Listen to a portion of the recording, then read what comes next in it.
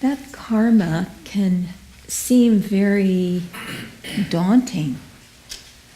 We often hear, oh, it's my karma, with this sense of hopelessness. There's nothing I can do to change it. I'm just a pawn in God's little game.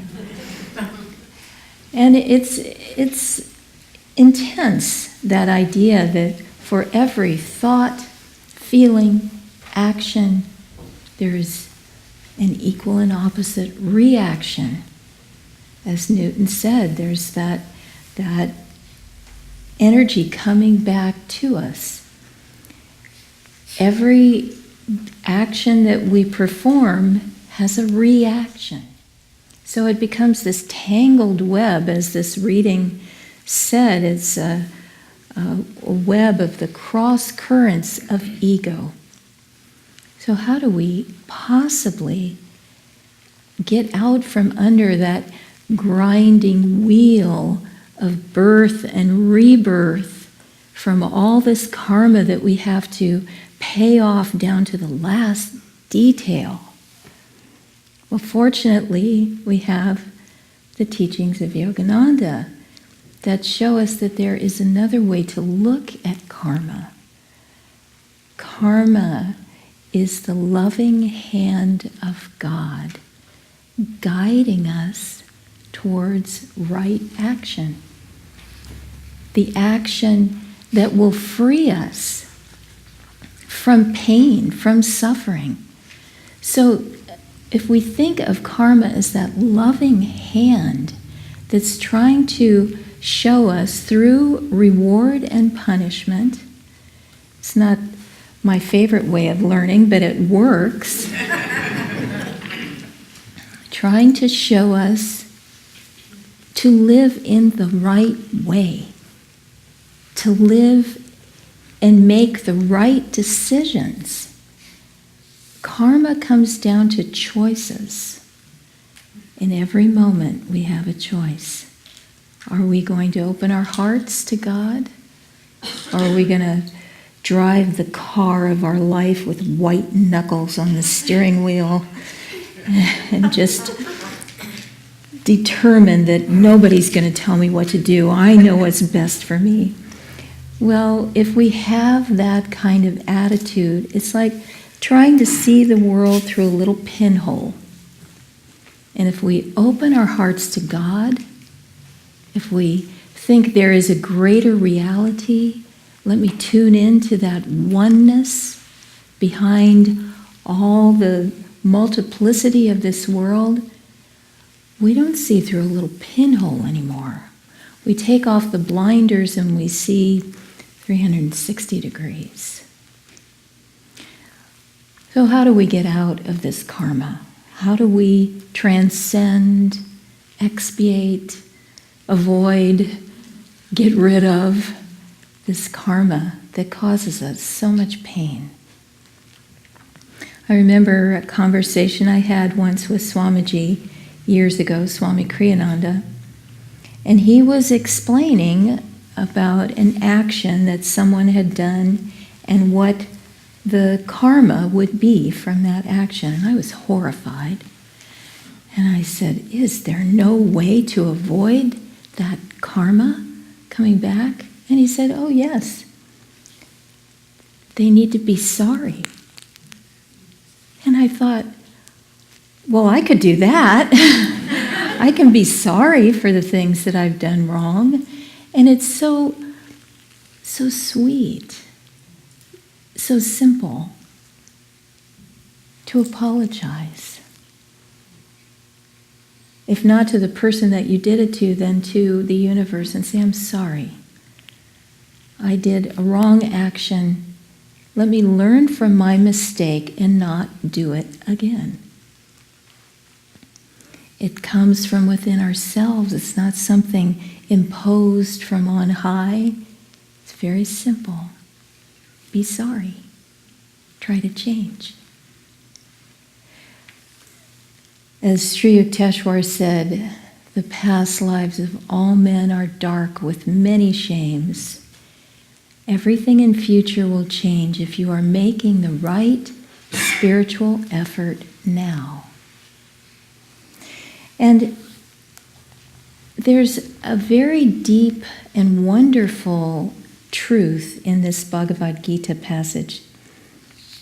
He who beholdeth inaction in action, and action in inaction, is wise among men. So what does that mean? Let's take the second part first. He who beholds action in inaction. Well, if I say, okay, I'm not going to create any more karma. I'm done making karma. I'm going to stop acting. I'm going to lie on the couch. I'm just not going to do anything anymore. Well, lying on the couch is a form of action. You can't avoid acting in this world. As long as we're alive in this world, we're breathing, which is a form of action. We can't avoid it. The point is that we're trying to learn to act in the right way. And the other part of this Gita passage, he who beholds inaction in action. What does that mean?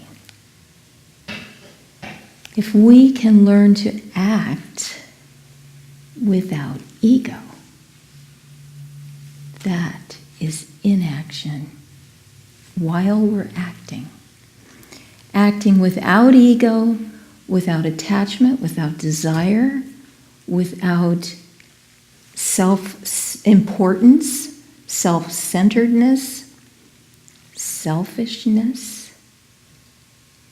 To go through life instead of the white knuckles on the steering wheel, wanting what I want at any cost, no matter, never mind about those other people, just what I want, thinking of the self, more and more karma is created. The teachings tell us that the greater the sense of I am the doer in whatever action I am performing, whether it's taking out the garbage or doing the dishes, we can do everything with a sense of great ego. It's just amazing. We can set up the chairs with ego. We can just do everything with self-importance and selfishness. But if we can do every action thinking of God, thinking, I want to be connected with you, God. What do you want? How can I serve you? How can I serve other people and think of you while I'm serving them? Do you see what an amazing shift in consciousness that is? What an amazing joy it is? How you relax, how you open up, how you experience the 360-degree view of life, and it becomes beautiful. All by taking out that post of ego that every bit of karma is tied to. The more you think of yourself and how incredibly important you are, that ego creates all the karma and has it just come smack you on the head. But once you take out that sense of ego, throw it away, burn that post of ego that all the karma is tied to, the karma collapses, doesn't have anywhere to go. It just reverberates into nothing. That is the key to perform every action, to make every choice in every moment free from ego, free from selfishness. And then every action is like that of a master riding on water. There's nothing left to it. That action disappears. And in the case of a master, he has no bad karma, and every good thing that he does accrues to the good of all mankind. As with the Buddha, when the Buddha attained realization, that selfless act was truly selfless. He let go of the self. He merged into oneness. And as the beautiful story tells us, every creature felt upliftment in that moment. Every creature on earth was lifted up. We want to change the world. We want to make the world a better place, full of higher consciousness, full of good values, caring for others, kindness, morality, peace, joy, love. We want all those things.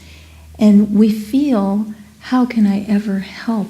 I'm just one little person in this billions and billions of creatures, and there's so much momentum going in the opposite direction of goodness. How can I ever do anything to help? Well, this is what we can do. We can lift our own consciousness, and just like a ripple in a pond, that goodness goes out to touch every atom of creation. The best thing you can do to help in this world is to find God in your own hearts and to give Him to everyone. God bless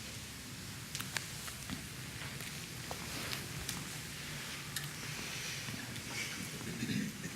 This being the sort of juncture between the Thanksgiving holiday and the beginning of the Christmas season, we celebrated Thanksgiving, obviously, as we all did on Thursday, and Swamiji chose the affirmation gratitude for this week's reading, so it's appropriate to offer that into the topic today.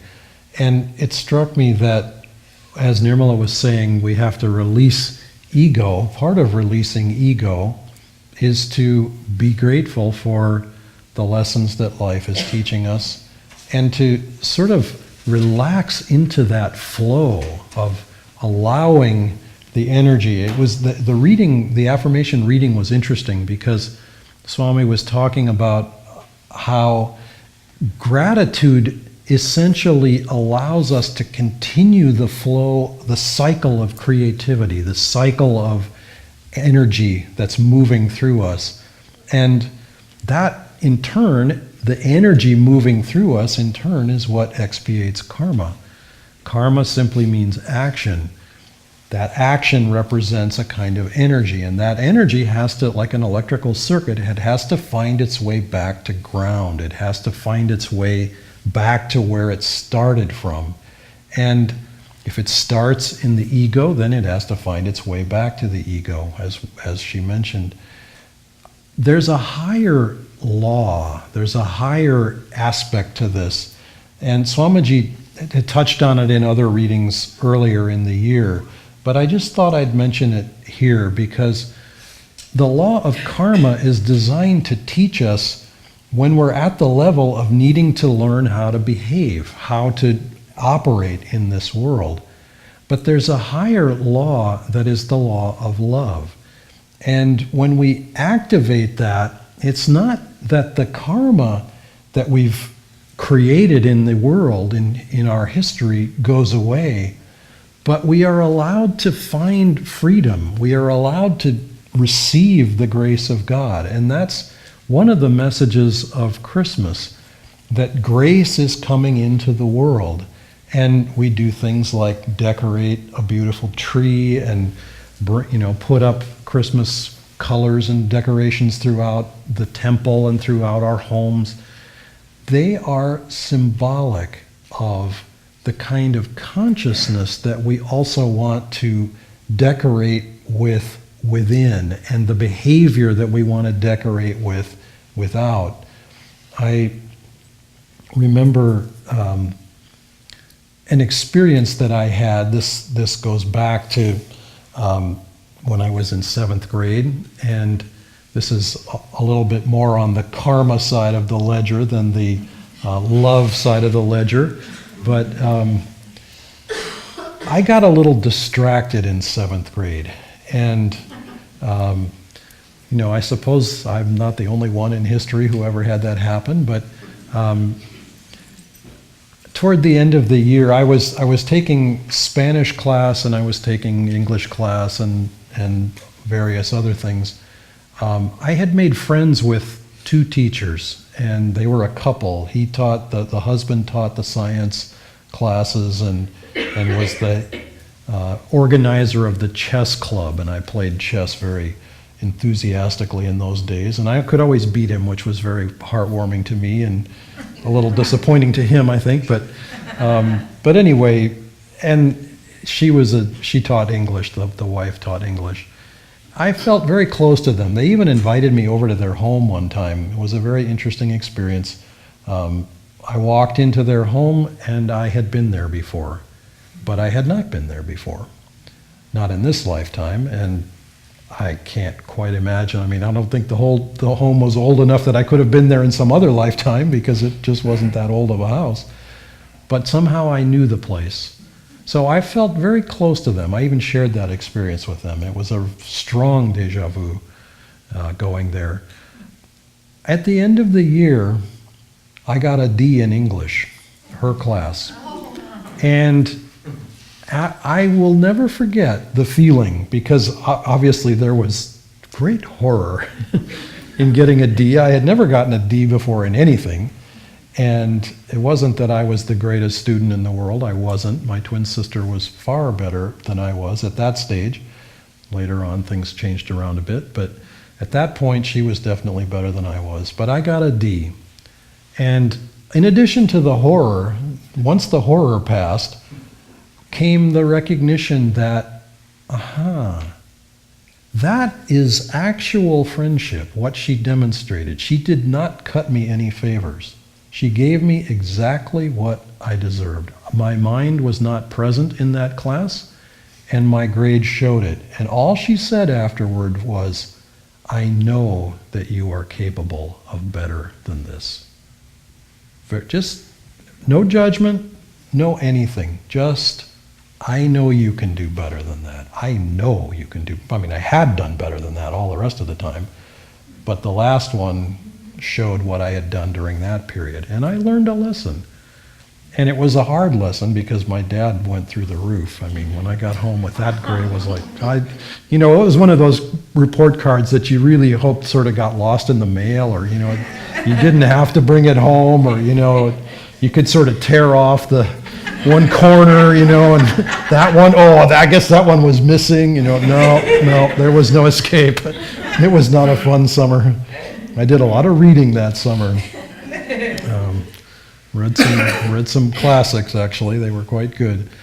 But it taught me something, and it's a helpful thing to know that, yes, life will occasionally deal us something kind of unexpected, because we're not fully paying attention. We're not fully engaged. And we may say, but I'm so sincere. I mean so well. My intentions are so good. And the universe says, that may be, but it's what you actually do that matters. And if you move it up to the higher level, when you get to the point where you say, I want to live this life as an instrument of your love, as an instrument of your grace, you begin to learn on all the other levels that you have to operate on in life.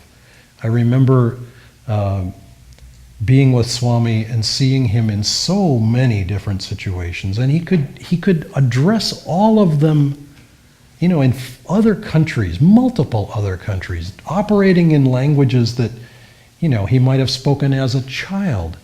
and yet he could be appropriate to every situation, even very difficult situations. It struck me that what karma teaches us to do is it teaches us to finish what we did and finish it better than just back to zero. It's like everything, all the lessons that we've learned that are the toughest ones, it's almost like a broken bone where when they say when you set it and it heals, that the place where the bone broke becomes the strongest part of the bone. It's like we overcome it in such a way that there's great strength there. There's great opportunity to give and serve. We went with Swamiji a couple of times to a place in Canada that is perfectly beautiful, and it has an unusual history. It's called Bouchard Gardens. It's on Vancouver Island near Victoria, and it's an amazing place. I've never seen a garden like it. Crystal Hermitage is beautiful, but this Bouchard Gardens is many, many times as large, 10, 15 times as large. That place was a gravel pit. It was literally a hole in the ground. And I don't know what your experience of gravel pits is, but they're not generally considered the loveliest places in the world. About the best you can say is that most of them eventually turn into a lake and people go swimming there and maybe they can jump off the cliff into the water or something, but that's about it. Otherwise, but this man who created that and made his fortune doing it thought, I have taken something and I have to give it back. And so he took what was a hole in the ground and he turned it into this garden. And it's exquisite. It's considered one of the most beautiful in the world. And watching Swamiji's appreciation in that garden helped me to recognize that to be thankful, to be able in our lives, and so each of us have created a gravel pit somewhere along the way. They're back there in the past somewhere. There's a hole in the ground. You don't want people falling in the hole. You don't want people looking at the hole going, that's just not really very pretty. Make something. Let us make something beautiful out of that. I remember when I was going to school in college, it was the University of Chicago, and the neighborhoods around that area are not very nice. It's quite striking. You step out of the bubble of the university, and then suddenly you're in really crummy neighborhoods. And I grew up in the suburbs of Chicago. I only returned a few times during that year, but I rode my bike a couple of those times. So I had to ride through some of those neighborhoods. And you don't feel very comfortable in those places. I remember one time I was working my way through a city street that had parked cars on one side and cars moving right next to me. So there was very little space to be. And just as I came by this parked car, the guy opened the door. I think he did it intentionally, and I just missed it, and it kept going, and I didn't even look back. It was like, but there are neighborhoods in our consciousness that are a little bit like that. They're not nice places, and they belong to the past, yes. But we can create the beauty of a Bouchard Gardens. We can create the beauty of a lovely Christmas tree or the loveliness of beautiful decorations in our home. We can do that inwardly. And that's something, most people don't walk around with blinking Christmas lights on their head, or, they don't wrap themselves in Christmas lights. So Hanuman does sometimes, but not everybody does that all the time. But if the lights are blinking in your consciousness in such a way that other people can feel your joy, feel the love in our hearts that God has given us for sending Christ into this world, for sending the masters into this world, for sending grace into this world in whatever form it comes to us. It comes to us through each other. That can bless this season. And I wanted to highlight, because it's a very special day that's coming up. It's still weeks away. It's almost a month away, actually. But put it on your calendar. The 23rd of December is an all-day meditation. We start at 8 in the morning. We go till 4 in the afternoon. Yes, I know, it sounds like it's impossible. Oh my God, 8 hours. Look, you can drive to Los Angeles in 8 hours. You know, everybody can survive something. But and you can come for short parts of it. You don't have to come for the whole thing. But that blessing can last the entire year. We actually do another one on Easter here in Sacramento, which is unique to this colony as far as I know. I don't know of any other place that does an Easter all-day meditation. But that, even if you come for an hour of it, you will feel a blessing. You will feel a grace come. And if you come for the whole day, I guarantee you will feel something of Christ. You will feel some blessing of Christ.